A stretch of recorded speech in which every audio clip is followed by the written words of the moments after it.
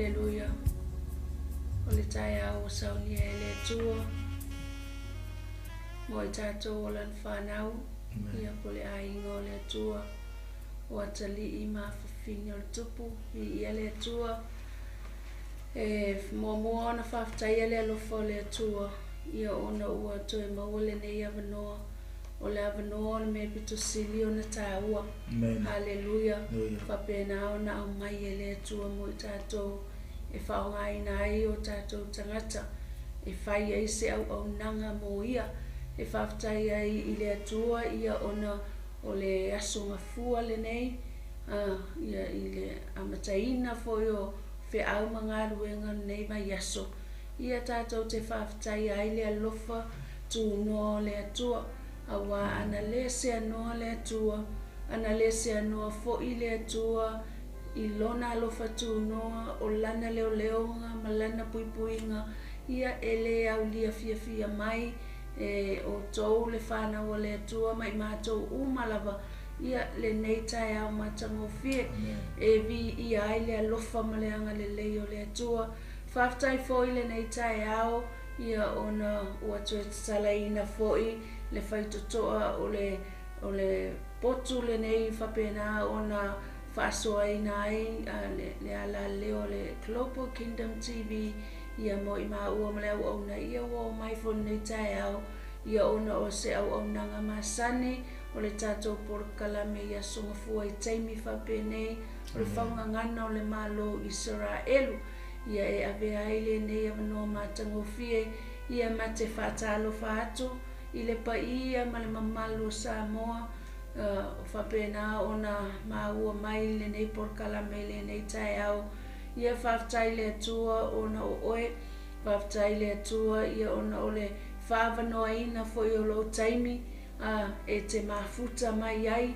Ia o le a fo ia se upu fo I o whapena ona saunia le nei tai au. Ia e whapena ona whamanuia I le ngata ia te maua. Ia e whapea fo ia le pa ia me mamalo Samoa. Ia ma te whatalofa atu ia te otou malava. I le suafa manu malo Yesu Kiriso. I greet you all in the name of our Lord Jesus Christ. Amen. His name is above all names. If it wasn't for God's grace, we wouldn't be here. Tato te whaftai ai le atua. We came all this far because of His grace, because of His faithfulness. E tato te vi I ai le alofa matautia I le nei tai au. Whatalofa atu ai le pa ia. O le au whainga luenga le atua. I sunga I whawhia ngainga ma whaletua. I so se whatawhai taulanga o lo whapena o na ngā lulue ma puno no wai. Ma lore ngā lulue, ma lore whamalosi. Ia I le nei fo I tausanga I o lama whai foi. Ia e ave alevi I ngai le atua. Whatalofa atu foi I tamama tina matua. I le tapua inga malu e maise foi. Ia o le talo leo leoa. Ia o lo manuia I pea so se whaiva ma so se tiute. Mai se foi o au nanga I so se ala leo. Whatalo whatu foi le nei tai au. I a inga ma wo. O lato foi wa whea lava se tu o le kilope. So se atunu e maua mai e le nei porkalame. Ia e whatalo whatu I le suafa manu malo Yesu Kiriso. Whatalo whatu foi I se o maua e kale sia pele. Le li o le file mu.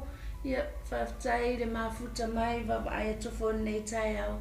Ia wai ai fo inisi o whapena o na mafuta mai. Whaftai la o tau talo. Whaftai la o tau tapoinga. Ia langona I lava le fia fia. Langona le oli o le loto. Ia awala o tau talo. Whapena o na tato ngā lue ngā li. Whatalo whatu fo I so se ala leo. Whapena o na ina. Le whasoa ina o le upua le atua. Ia malo le ngā lulue. I ngā luenga o se au nanga I le nei tai au. Ia whamei e le haise mea o loo sila fia I le atua. So se au nanga. So se ngā luenga o lo e whaia. Mo ia iaso uma ia o tato ia I le nei o langa le tu mau.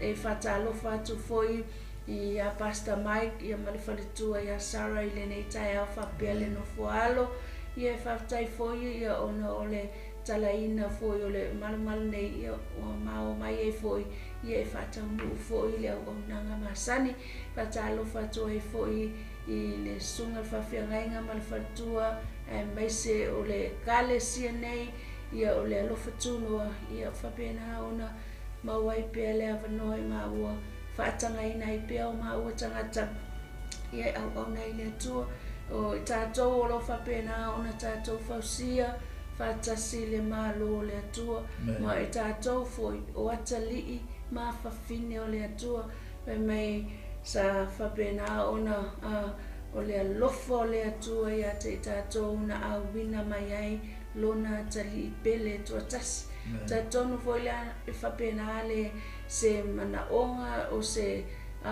le naunaita inga o le nei ala leo o ai lava o mafuta mai e leo whapeo tātou whauina ni e kalesia o ni ala leo ai o lo o tātou whausia ina whatasi le Malo le atua ia evi ia i le atua i le nei tai au patalo whatu foi a whaio iai se tasi e fōu mai i lunga le nei porkalame le nei tai au ia tau ina avea le upo le atua whapena au na whamanuia i lo loto nei tai au o ai lava o iai se manaonga o taitonu nei tai au le whatua tua o lo loto i le atua ia walai ona tātou au lia mai a fia le nei tai au o le Isaraelu nai fast furu al fai upo e lua suna e iwa fa mei au e whataritali i le atua fa mei e tue whafawina lo lato malosi but those who wait on the Lord will find a new strength tātou te leo whataritali i le isi tangata pe te whataritali te māpotina fa mei o le tangata lai whataritali i le atua fa mei e tue whafawina mai longa wingala i le malosi e toi au mai e le atua le isi malosi pe a whai tātou te whaatalitali au tātou iai i le tātou savalinga i le nei tausanga ia o le atoi mamau foi ia e mai e foi ngā luenga whaiva matiu te ai whaatalitali pe i le atua a wawha mai e whaafou mai pe foi lau le nei tai au e ala whai mai le nei tai au moto e watu e le atua le isi malosi e sili atu nai lo le malosi le nana iai ai sea a wawha mai le awhiamo pa ia le atua nei tai au manuia i le loto fa mai a oe na oe whatalitali no winga e le o tangata uma ai oe e whatalitali le atua hallelujah ia evi ia le atua le nei tai au ia i ma ua le auna astati lau le kirifi ia malo nei tangata o wailoa kirifi ia whapena ona no foi no foa nei tai au ia ua foi le fasoaina le ta'u atu o le lelei ma le matanga o fia o le atua atua i foi ma le tātou porkalame ia o le whangana o le Malo o Isaraelu ia ai le tuina atu i le nei tai au i au na le atua ia mo le tātou mta upu ia masana saunanga ia ai o le a o taitaina i tātou se talo i le nei tai au hallelujah glory hallelujah Jesus ele lei lava o elo mātou atua e sili e matautia ele ai lava se tasi e tutusa ma o elo mātou atua mai le babau e o le whababau e tu mau lava lo mamalu ma lo sili ese le atua lo mātou tamā mātou whaftai e te oe ona o le nei tai au wa e saunia wa e foaina mo i mātou o lau whanau wa ala whaifia mai lau whanau le tino ke riso le ainga o le atua i le nei tai au wa e toi whafo i sia i ai le malosi wa e toi ape i ai le whamalolonga e whafta i ai a te oelo mātou atua awa ana le se noa lava lau leo leonga ma lau puipuinga ana le se noa lo walofa tu noa ana le se noa lo wanga le lei ma lo whamaoni a te mātou te lea ulia mai le nei tai au ai wala whaifia mai lo ainga o I mātou uma I le nei tai au. Ona o le atua o lo o mātou au auna iai o le atua o lo o soifua. Le atua mātou te whawhetai a te oe le nei tai au. Ua toi te tala ina fo I whaituto o le malu nei lo mātou atua. O le mātou wala leo le Global Kingdom TV. Ua whapena o na urufale mai ai. Mātou langona ina le whiawhio a le nganga pa ia o la ua fio I le mea nei. Le atua lo mātou tamai le amataina o le Polkalame. Sila fia e la ua fio lo mātou atua. Polkalame le Faugagana o le Malo Isaraelu. Ngalue mai le mana o lo wanganga pa ia I la uauna mai mātou umalava. Alo fangia foi. Hallelujah, Pastor Mike, ma le whaletua ia Sarah, ma le ala leo nei lo mātou atua. Alo fangia foi au auna o lo whapena o na whasoa ina lau upu. Le atua lo mātou tamai iai lau whamanianga, iai lau whaunga. Talo tamai le amataina o le nei Polkalame, iai lo wanga le lau whaunga tama. O le upu foi o le atau talangia, ia whapena o na iai le whaunga a oeanganga pa ia I le nei tai au. So ani mai lo ainga o I lato o mawhai o na mafuta mai, o nisi o mafuta mai tono maota malawa, tono fale mai o fea lava I tono tāwale I lungo le wala, tono fale whainga luenga, ia whamanuia la ua fio ia te I lato tama. Talo fo I la ua fio nei tai au, whamanuia le ala leo nei, mese o ala leo umalava lo mātou atua, whapena o na whasoa ina I lau upu, ia I lau whamanianga ma lau whaunga, ia auna lo mātou atua. Whamanuia mai o e tamai le nei tai au le amataino nei Polkalame, whamangalo foini o mātou whale tonu mani o mātou sisei o luma, au e mātou lavoni au auna, e fia o ngāpia mo oelo mātou atua. Talo tama whamanuia mai le amataina o ngā tutonu se ia o fo'i lo na whaiwina. Fo'i ai le vi inga ia te o Yesu. Amen and amen. Hallelujah, Jesus. Tuina atulu le tamai le nei tai au. Hallelujah. Ia, ia le tua, whaftai le tua wa tatou toi mafuta I le nei aso ia usau ni le li mo tatou. Lea umana whawhiloa I mwhataro whātou tina. Ia o le whawhiloa I lawa na al Polkalame o le Faugagana o le Malo Isaraelu. Ia vi ia le tua whaftai fo I lotou tatalo ia mese fo I natou ia o tatou ia I lunga le Polkalame I le nei tai au matamofie o le tusi lea le kenese mta au le fast fumare iva le ana tartara noa ia I le nei aso awale tatou Polkalame kenese mta au fast fumare iva le la faitau o tinare foi mua. Hallelujah.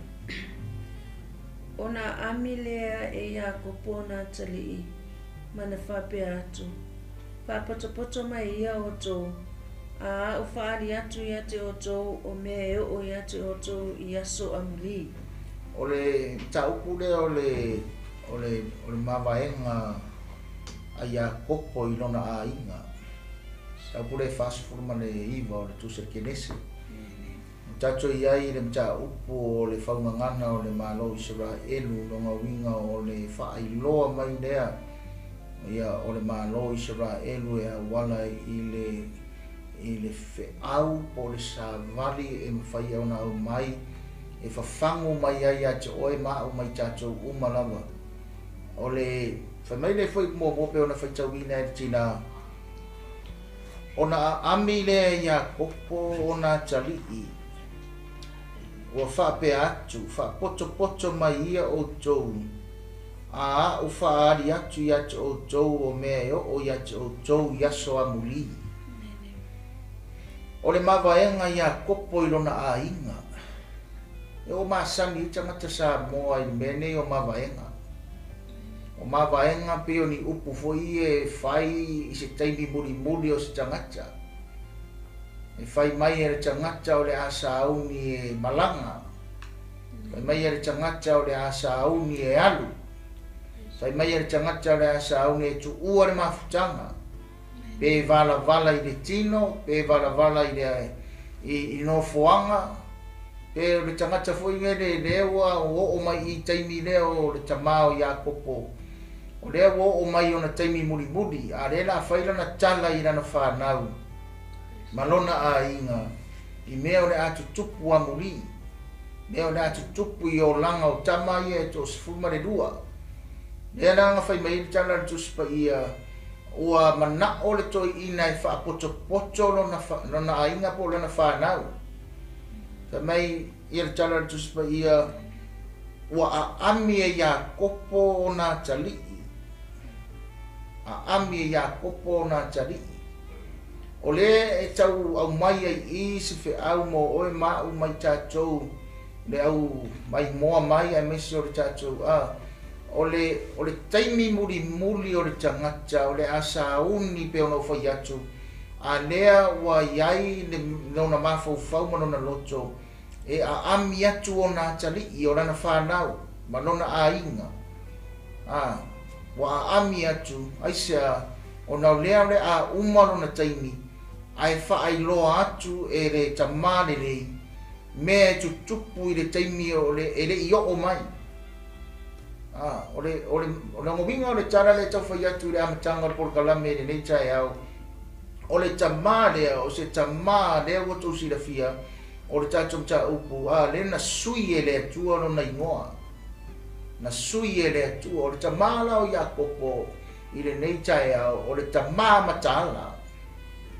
o le tamai a tamai o le tamai lava le tofa e lava le utanga o le tamai e le upo whaere le whaasa mo masani aia tula tō le atu nu umare au mati tua whai mai e le moe noa le tofa e mataala e longa winga o ngā mea whai mai le wai loa le lei e Iakopo le a umaro na taimi o le a alu a le o wha poto mai lana whanau se I tau watu I ai mea ia o le atu tupu I taimi e le I o mai o le fe aula I mo tātou wha mo le tamā a whai o iai se tamā wha whafonga mai pe e share I tātou porkalame o le taimi le nei e mana o mia e le totono a inga ni tamā matala ni tamā e lava le tofa ni tamā e lava le poto mane ata mai e le ngata I mea o le tino le nei o le poto mane ata mai whareanganga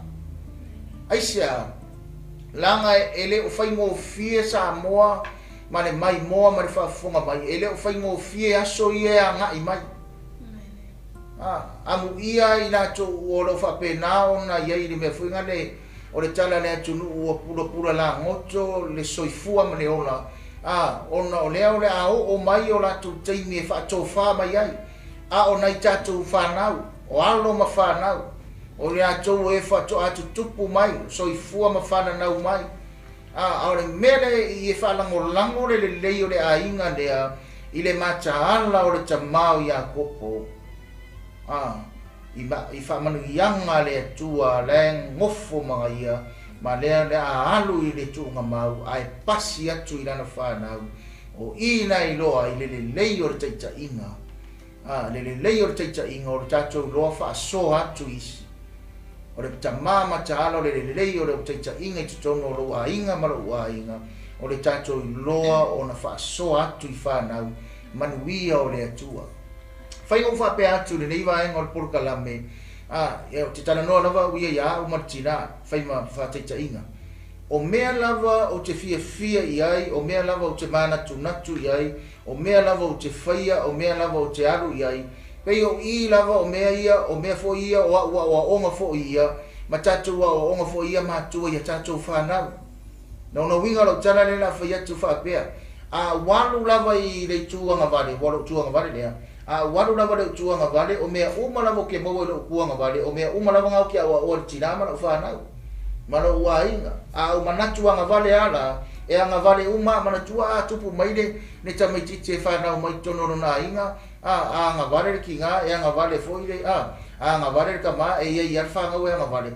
Nongo winga ngā lau tala le whai atu, a whai tātou te o I sae, kau ke o uma I sae, e a wa uma kaku whangau, ma kaku whai aku muri mai, kau ke o I sae, a kako o I sifo, kau ke o uma I sifo.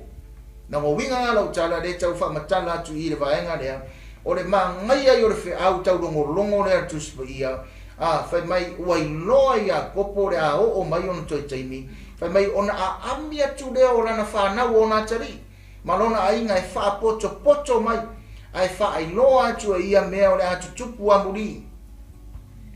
Ai sea, nanga lae lava lana tō wha, lae lava lana i loa, lae lava lana silafia, lava lana tapenanga, lava lana mafutanga i le atua. O mea i o mea tutupu amuri, e le i loa e seisi. Sa mo mara whafonga mai, e le i loa e seisi.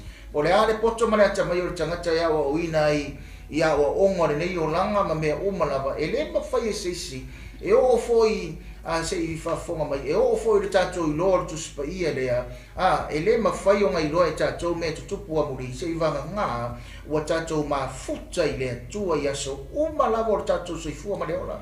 Tatou te mafuta whawhen, tatou mafuta i lea tua, tatou te mafuta i lea tua i le whaalo lo taimi, spend some times with the presence of the Lord in prayers.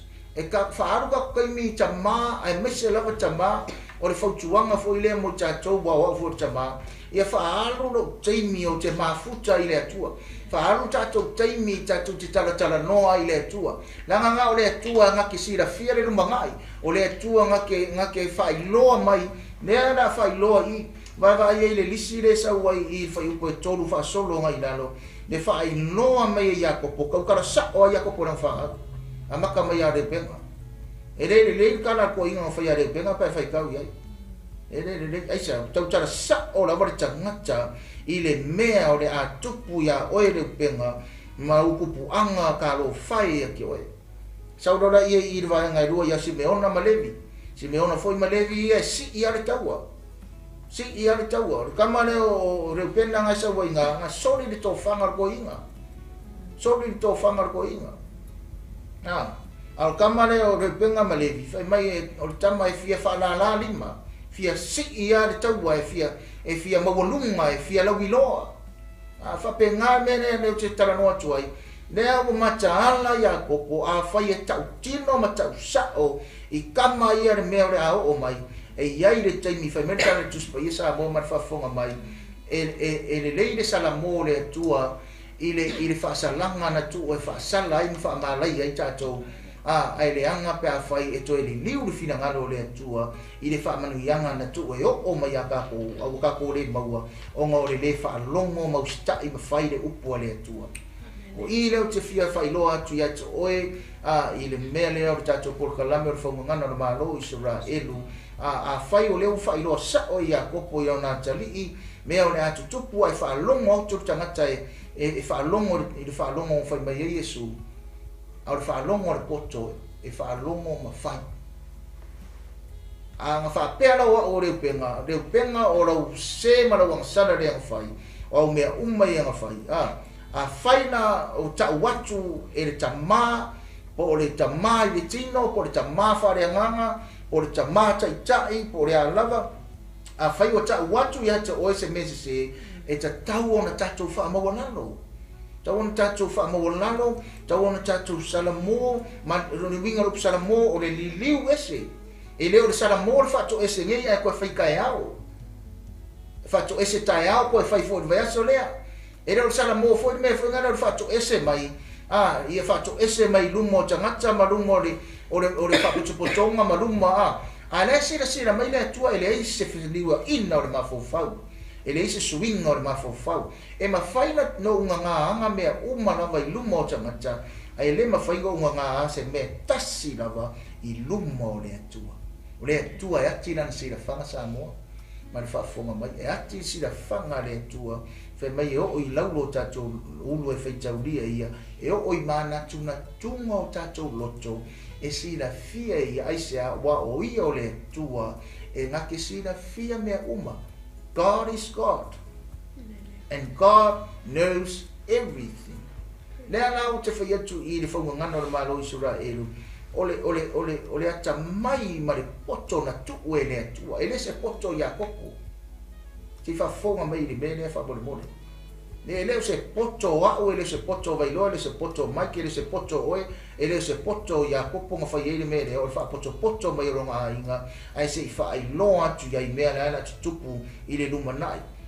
ele iloa Iakopo se me kupu kai au nga o le atua o Iakopo po le atua o Isaraelu o le atua foi nga o le atua o le atua o tatou nga ke whaailoa mea i le lumanai nga ke whaailoa mea o le atu tupu a muri ma fua i sea ona o le atua e alofa ia te o e alofa ia te a whaia manuia te inga loa inga tama ai me se foi lango sua na tina a whaia manuia te inga loa inga pei ono whai atu o le si lewa e ngō le tatou misiona le tatou ala leo ina i mawhai o na tatou puipuia ma whai o na tatou whaasawina o tatou tangata le ngata i le si o manga o mea umalawa pare mawhai o na tatou maintaininga tui se vinga lo tatou wola whaleanganga le ngata i le tālai o le malo le atua whaatara le ina ma le whaaso ina o le malo le atua longa winga le upo le whaaso o le malo le atua o le tatou tā ngofi e whaaso o mai tangata e whaaso o ia Yesu whai maso o Yesu ele e whai maso o Ioane Baptisto le ai e se so o Ioane e se so o Yesu na kau ma whai Yesu e o na so o inga ia peio ia ia fa peio ia muri a te ia no mo winga fa pe na fo ina le tatou por kalame le necha au ia tatou mata tama tina o le fautuanga le por kalame le nei vaenga ia tatou mata tatou te talo ma futa ile tua pe mo foi atu fa fenga fa ali me ile tua mea ele ma fa ali me ile tua me stangata ile ma futa tu ia te ia e whaani mai e le atua mea rumanai ma whaalinga le atua e whaani mai le tangata nai maa futa atu i le atua. Listen, leisi mea e le ngata ma maa futa le tangata i le atua a ia wha maua lano fo i le loto le tangata i maa futa i le atua. A whai fo i e maa futa le tangata i le atua a e wha maua lunga pe le loto le tangata le nei tautala atu e le ma whai whaani mai le atua se mea ia te au.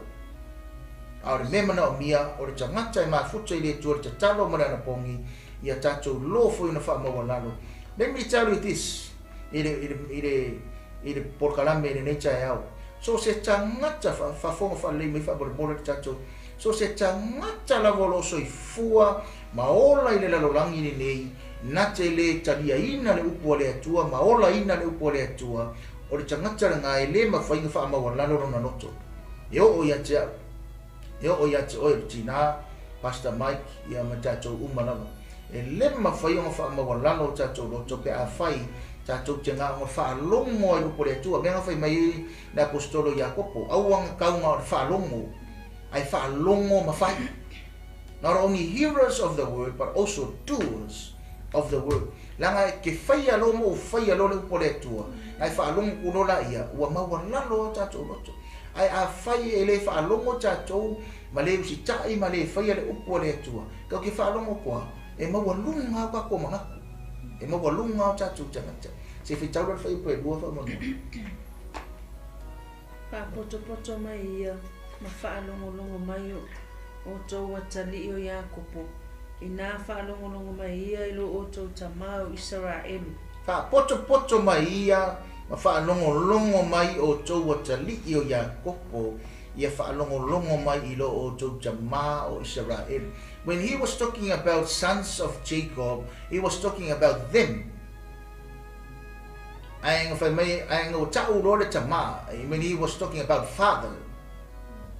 Listen to this, because there is a message here. When he was talking about sons of Jacob, he was talking about the 12 sons of Jacob. But when he was talking about Isaraelu, he was talking about the father.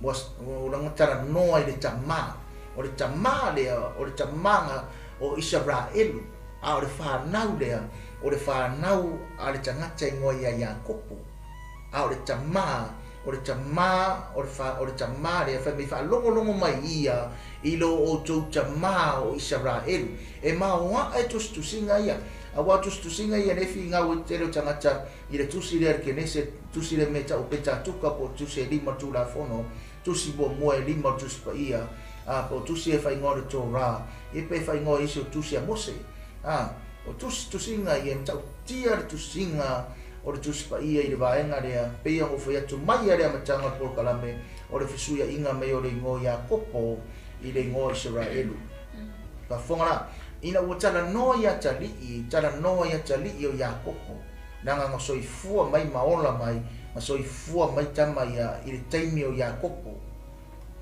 o le tino nga is talking about bodily, physically, flesh. O le tana noa i le tino. Ai tana noa mai le tama, ai tana noa mai a Isaraelu. I lo tau tama o Isaraelu. Fa ai loa mai i le suinga le atua. O lo tau tama le anga whanga winga o tau le tino. Lea o le a saungi e umano na teimi le narolangi. O le tama o lo iai le atua. O le tama na sui e le atua. Tama pea no whai atu te rei ropura mea warai. O na whapitoa le tana i tama i le nei tai au. A pea i eise whi au ta ua mo tama. Tama uma mwhai o na maa ua por kalame. A reo le taimi le nei, taimi e shea to i stasi e te oe. E te le maua fuar por kalame le nei. Arana e maua, not by accident, but there is a reason why. E le wha mawhar tana noa i le nei tai au. Wha ngana na Malo Isaraelu i le tama. Le tana noa mai i le tama le o le tama na sui e le atua. A whai o oio se tamana sui e le atua, ia o te mana e whai lo ia te oire nei vai angar por kalame, ia e tu mau i le atua, ia e mafuta i le atua, ma ia e sa ili pe i le atua, ma e fia pea oi ia i ova, fia pea oi i le atua, a whai e ini mana onga a ini tamai lunga nei, a whai fwoi tina, a whai e lo i ini tamau refinga ruenga, a watu ronga ngi, a kangonona i e ki i e por kalame, a whai o ieise tama o lo ieise mea o lo ma mawhai ate oe o lo ieise o mana onga e le italia lava te mana e whai lo i ate oe le o toi wha manatu mai i o le tua na whai e le suinga i le tama leo i a popo ma sui mai ei le ngō Isaraelu o nongo winga o i le tama lea o lo o iai pea le tua mai ia. Father, it's time to come back to the Lord. It's time to seek His face again. It's time to have that relationship again.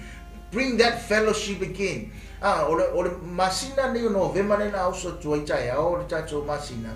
Ole masina nei, ole masina I macho, ole macho kalesia, o ta ole masina mafuta male tua. Tere tangata tere fia mafuta desi manesi. Ele a faina. Wa ole si fainga tala tu spa ia tala apostolo. Aua nei tu ole mafuta fa atasi. Ore mafuta foi ngare fa tasi le fa merita na apostolo, ore mafuta ono le ali. Mafuta e fa mai e fa mafana fana le tasi. E fa malosi le tasi. Ai le mafuta foi ngale. E sera ko nga mafukanga le fie ista macha. Ai mese foi la kerusiano.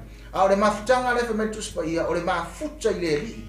Pe ngo foi atu o tai aure a mata I mato masina mulu o ni tausanga o le mato sa I linga I le atu e te talo mo le na pongi o le mato ka le sia fai ngore fa pea o le masina o le mafutanga ma le li fellowship with the Lord ngau tu o le taimi te talo taimi ana pongi mafuta ma le atu te ke sia no taimi nei sa mo ma fa funga mai por kalame o fia I mafuta ista macha mafuta ile pe o feto ile e whareanga ni mafuta ai a mafuta o nei whaini tala o le li.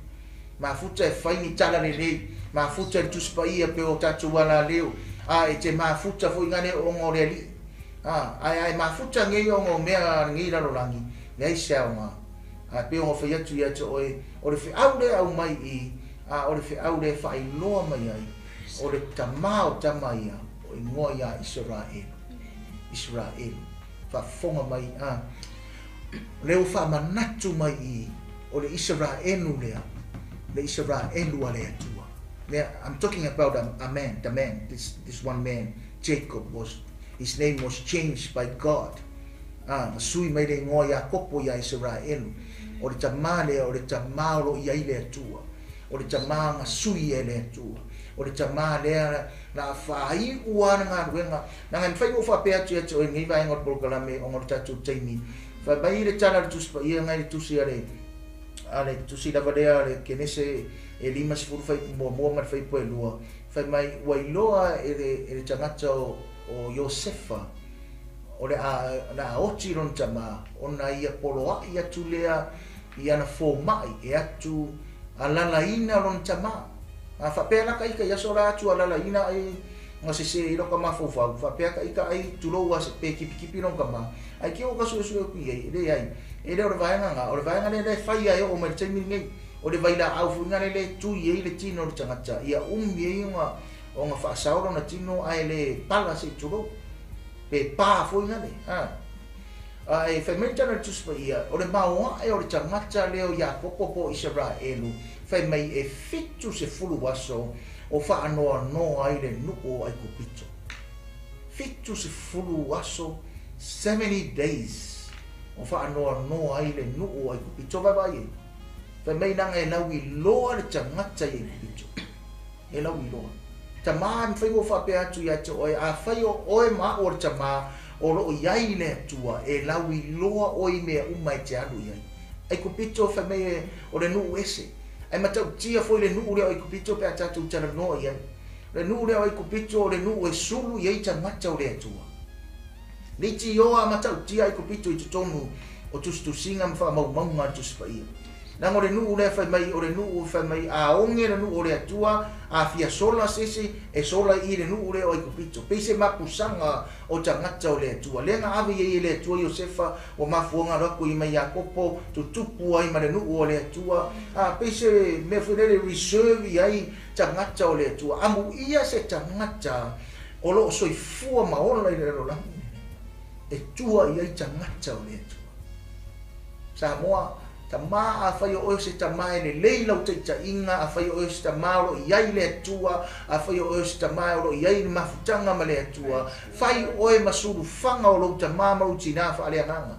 fai o e mapusanga e mapu o tu iai na i o matua fa ale nganga o lo tai ma lo tai a ma ngai ai o le mea a fai mai le o le tana tu spa ia pio na iai le tai a o le ia so por kalame a fai mai o lo tu tama o Isaraelu. Tau tamau Isaraelu. Ingai whai loa mai ai i pe ono whai atu e whai loa mai ai i Samoa ma le whaafunga mai a ele ngata i tamā a ro iai fo i le veitaimini ngai pe o ngai ai le tala wha Samoa ngai kisi la fia e au fo i le ina i lau atira. Nisi a inga e matau ti atu le whao ngai ina e le atua o tina ngai lo tamā.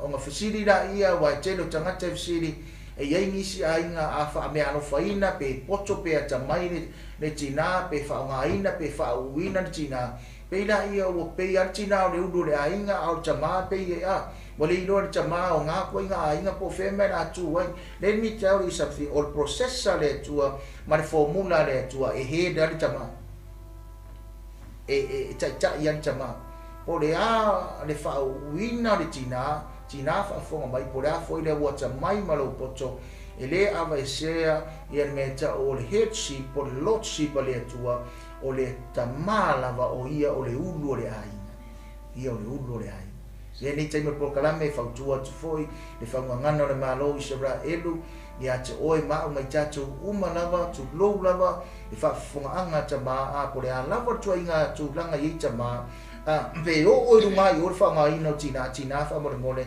o le tana la por tu ia you guys you have to submit to your husbands you have to submit but the husband we need to love you our wives winga na le fa ngana na Malo Isaraelu o i e fa i lo mai ai le taimi nei o le tama ma le tina ai le tua o le atua o Isaraelu o le mātua po te ia e mataala i to tonu le ainga e mataala i to tonu le ainga nea na whamaitana tu spa ia ua whai mai ni tama se i whai loa atu i le whanau marona ainga mea o le atu tupu a muli mea le atu tupu a muli peo ne o matu ia le to luanga a le tama o Rebena ma le tama o Simeona ma Levi se fai tau mea le tina ana fai upule e valu ia iuta me e aro fai loa atu tama mtana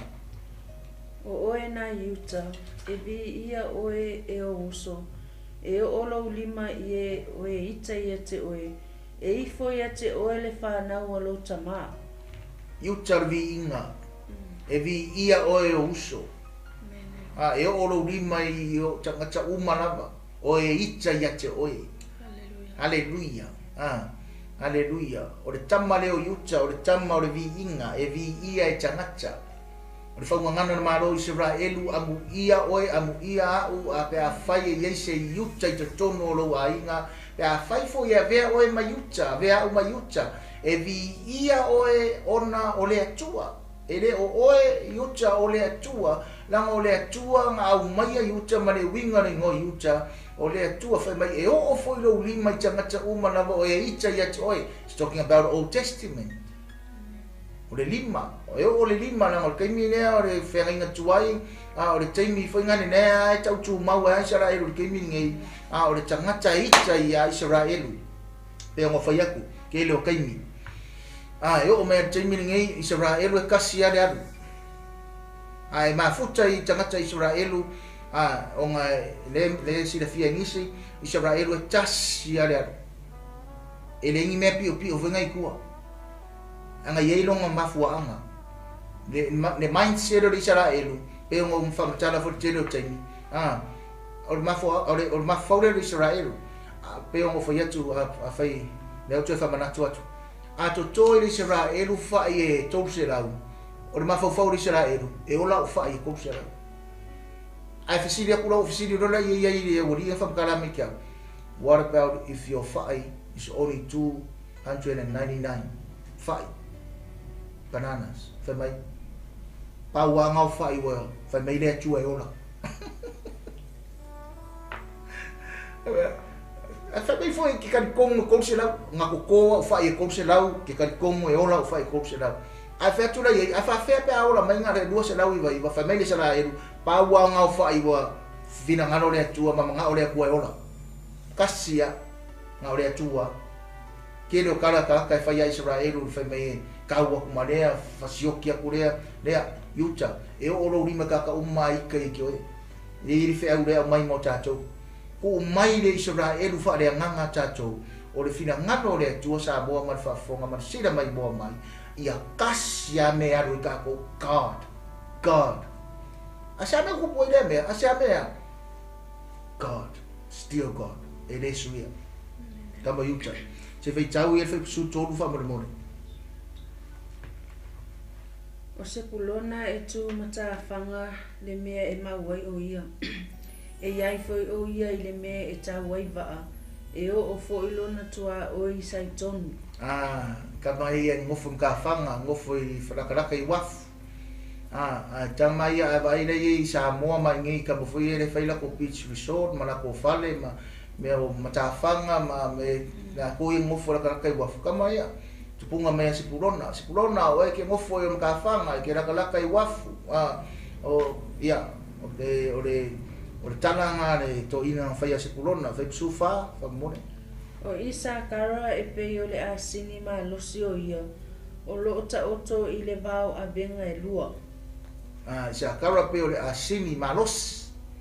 Asini ma losi whai me ta oto I le vau a benga e lua. Mantua le mene o le manu le asingi o le manu e ave avenga o le foi le si mea nga kupu le manu le asingi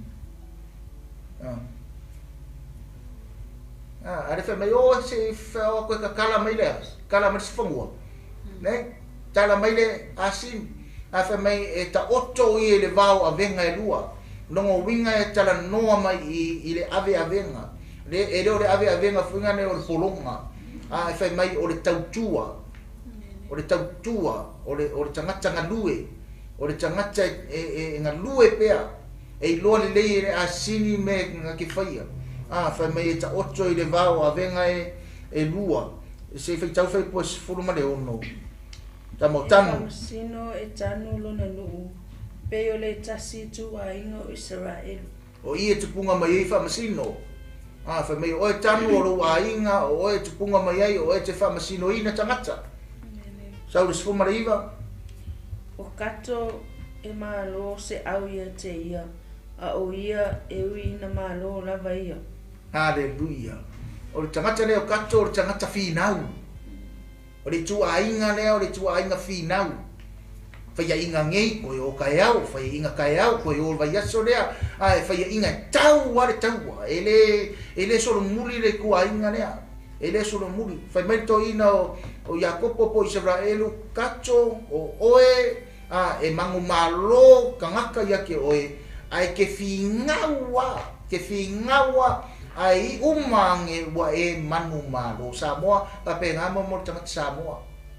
Tangata Samoa, ia, ngai ke sira fia le loto mo tangata Samoa, pe a whai o tangata Samoa e te toa, whai meo le toa malos, le toa Samoa, whai vai le mere iei, a mata talonga mua, ongos fulmo kupu e ngalangi le tatu bono, whai vai iei, koe fi ngau war toa Samoa, langa lai o marwhi au, nai o mare a, wha pena le toa le atua, le aina o tanu, e ui anga malo tangata ia te oe aile o le amatanga Samoa fa fonga mai fa metara tuspa ia ele o le amatanga a o le whaiunga ele o le amatanga ai o le ngata anga o se mea e umange wa e malo mafua isa langa e finau pea ele fa vai ngō fi ele solo muri ngō fi e tau pe le taua se ia se mangu malo me tara tuspa ia fa kwa ai loa le auromoni i le afi pe a fai e tuuina i le afi a sunuina la ele fai ngofie lauta futuringa ma lauta moenga i le ali se fai taurisi fai upule fa mole luas fulu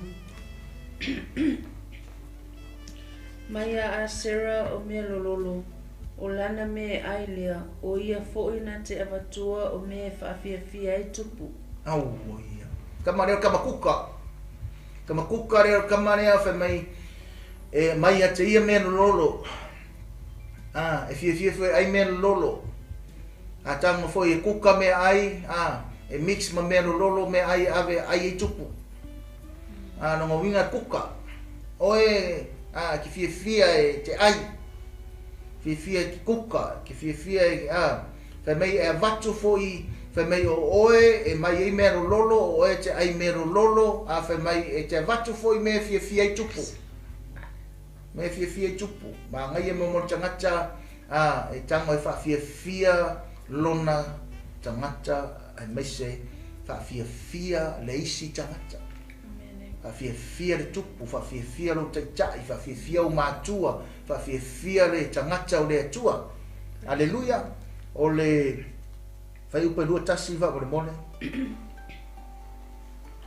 o na whātali o le aila ua tala ina atu ia o le na te tala ina atu i upu le lei wow o le aila tama na whātali o le aila fai mai e te tala ina atu fai mai na te tala ina upu le lei na whātali na te tala ina upu le lei ma nei ia ta mai o le aila e te tala ina a te tala le mangu leo le aila ngai ke sila fia le mangu leo le aila le mangu leo le aila e nga o lunga o mea maururunga e ta mo e le vao ta mo e le lave ta mo e mea maururunga ta mo e la ia fai mai a o e tanu e te tala ina mea le lei ale te mana fai loia te oe o ngore tatu taimi nei tai au te mana fai loia te oe o le tangata e mawalunga na alu i le atua mawalunga na mafuta i le atua mawalunga na whaarea nganga na te tala ina me le le whapea o le tangata e mawalunga na alu e le aimangi mea whaarea le aimangi mea le anga no ao tangata reo na whaatari whai mai e le popole na whaatari i mea whaale tonu e le popole na whaatali i le pola e motu i tua, e le popole na whaatali i tua inga, o meo leo langa, e le popole na whaatali i mea leanga, ai whai mai e sau e tala mai mea le. So only the good things, he will come and proclaim, he will come and tell people about the goodness of God and the mercies of our Lord. E tau e tala me le lega isa nanga e mawalunga nanga tau mai mangu leo la ila pe ngo foi atu e ta mo e le ngawa e ta mo e le lafu e ta mo e maunga e alu pe mangu le fai mai e ta mo e pe atu le longa fili tala me le lei se fe tau lua fa pole pole o Iosefa o le lala au o ia e fua o le lala au e fua i taftafa o le vaipuna e solo na la i lunga i le pā wow vai i le tala to ina na mavaenga i rona tali o Iosefa se toi fai tau fa pole pole tina o Iosefa o le lala au o ia e fua o le lala au e fua i taftafa o le vaipuna e solo na la i lunga i le pā o Iosefa o le lala au o ia e fua o le lala au e fua i tafatafa o le vaipuna tafatafa o le vaipuna e solo o na la i lunga i le pā au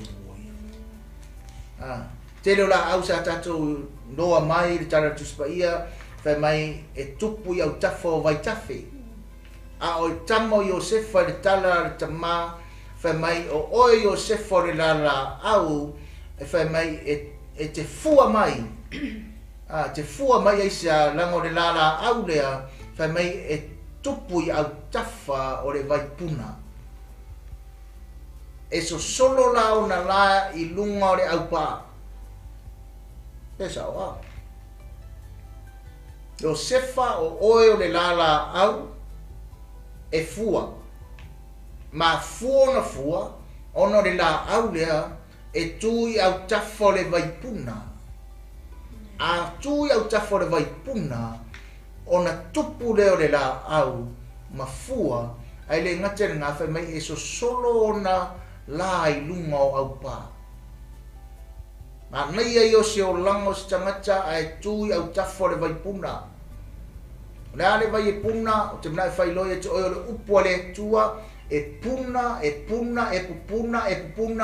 puna pea pa fera fa me fa fera le ale winga o le mea ale watu o tatu wala leo le tele i tu lao le aso isi ala leo tele i tu lao le aso tamo e fa tua ia o tafa lo tangata malo tangata fa longo ia o talinga mau talinga ai fa tupu ai le tatu la au ai fa longo tu la fa mea e fua mai ai le alofa e fua mai ai le oli e fua mai ai le ono sai e fua mai ai le mata alofa e fua mai ai le anga le lei e fua mai ai le fa maoni e fua mai ai mea uma lava e le fa tu la fonoina mea fa pena fa mai e fua mai ai le aso ma le aso le la au fa meno le yo me murmuri ia Iosefa a o la e se solo i lunga o le au pa what does that mean lunga o le au pa mangkua aso solo la au lunga o le au pa e lo uma tua e tangata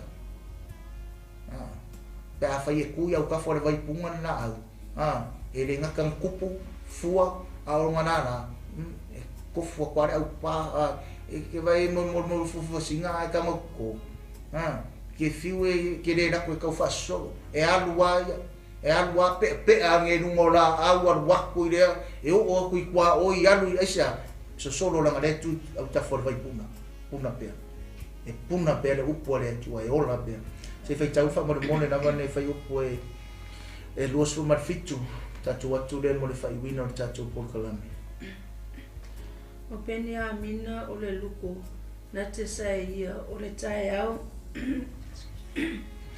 e ai e ia le mea ua maua o le afi e vavai nai e ia o mea ua whaoa bui e dia mina luko masangi matovo Isaraelu sea ile mafai istemi o ia malanga la to asiasi le no ole tu po tu risi ile itonu ole tamane opiniamina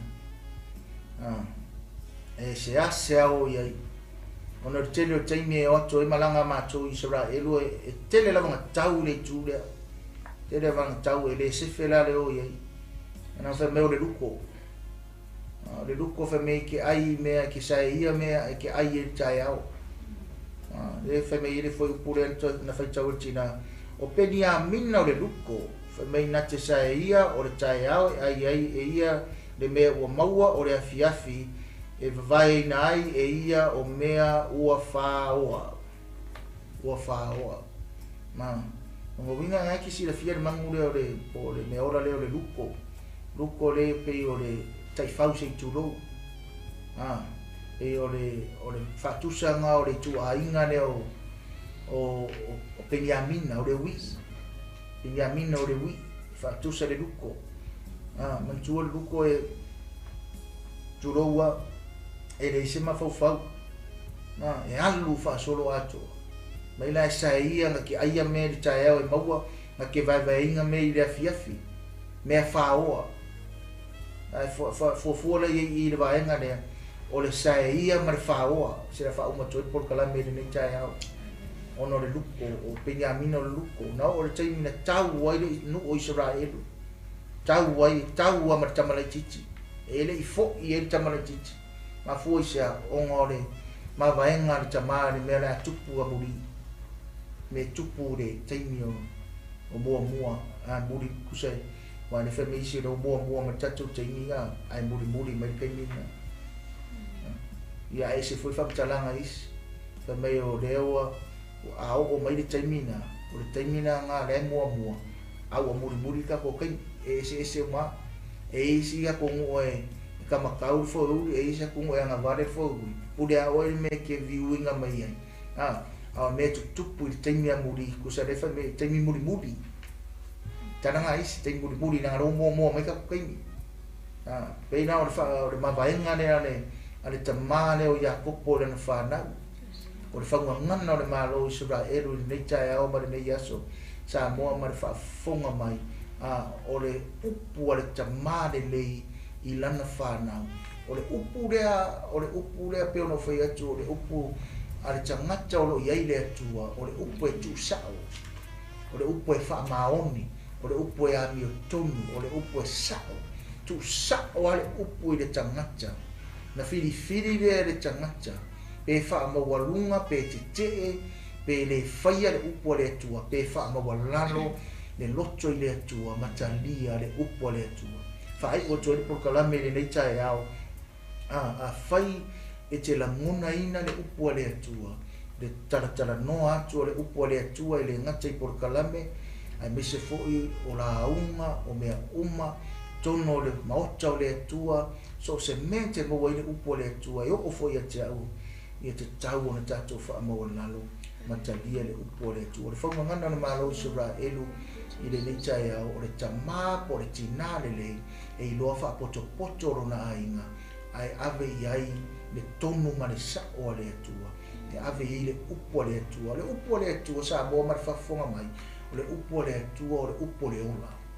Le upo le ola, o le upo lo i ai le lenga, o le upo lo i ai le mano o longa, o le upo lo i ai le whaasau e tonga, o le upo lo i ai le tali o mana onga, o le upo le atua whai mai e to uru le funga e mangu le mutia, a le upo le atua e tu mau e le suia e whavavau.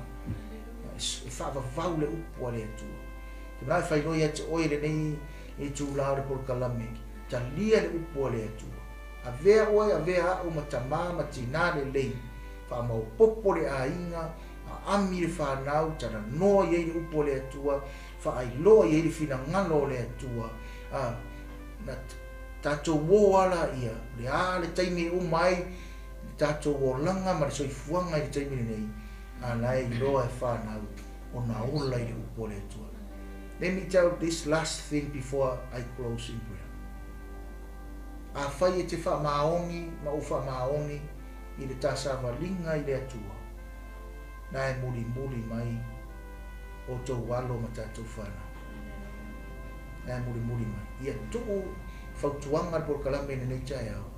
Ia tuu i o vai mata se tolo ma o vai mata. Tupulanga a muri. Tupulanga lalo wao. Na e muri mai.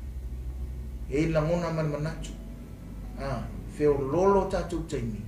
Taimi o ne a o mai e tātou whana. But our prayers, ia lofa mai ne atua, ia tā pena uma o tātou ainga, ma ia whapena o na tātou o uma, i le taimi e whio mai Yesu, e si tia atu i tātou na nei kānesi. Ai mawhai o na tātou tā pena whaatasi, i le si tianga i le rii, mi le si tianga i le taimi o le rii, pe a whai e matala lau teitai, matala lau teitai, e tato ai. Father, we thank you so much. Thank you for coming down to us. Thank you, Holy Spirit. Thank you for your anointing. And thank you for your word. Thank you for the message. It's time for us and our family, our leadership in our family, our wives, our husbands, and our children. It's time for us to get prepared and get ready to tell the truth, because your word said the truth will set us free. And the truth is you, the Son of the living God. And if you set us free, we will be free indeed. Talo le tua mai e lau fio, ngā lue atu lau mana, ngā lue mai lau mana, wha wau le wha unga le upu fola fola. Le polo kalame le atua i le ni jaya. Wha manuia ia te ila tau uma, wha fonga mai ma mai moa, wha ma losi ma tatalo mai ma tapua i mai. Wha manuia, wha manuia, wha manuia. E ase mana onga, e ase mana onga, e ase mana onga le loto le tangata lea. Father, I pray in the name of Jesus to reach out and bless that person, to answer the cry of their needs and their hearts. Right now in the name of Jesus. Hallelujah. Whawhitaita mā. So ani mai le mātou taita inga o mātou a inga. Mai seo lau ngā ruenga ma tō whinga ma mea uma. Ma lue mai runga. Ka mā ngaro fo i se upu le tua o le tonu ma le tauta mā liki ma lau whaafua. Wha manuia le ala leo nei. The Global Kingdom TV le tua. Lau au nea pasta mai ke Sarah ma le whanau a meise.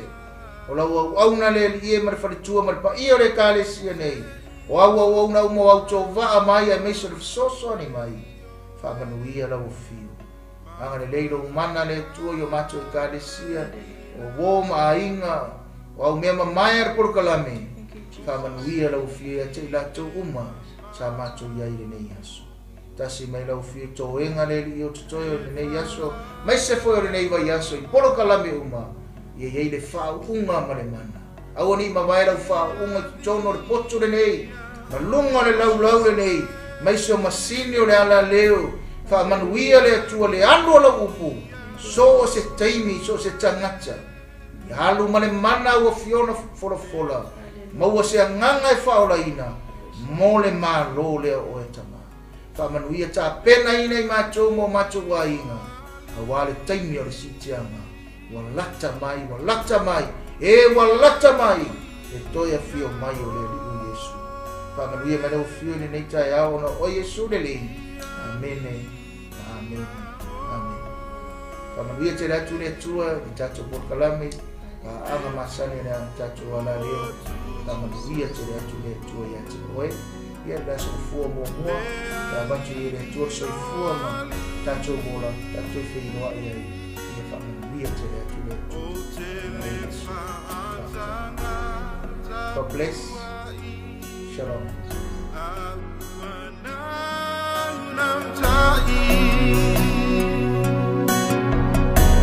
Ole loto e momo le taulanga ina ia sa oloto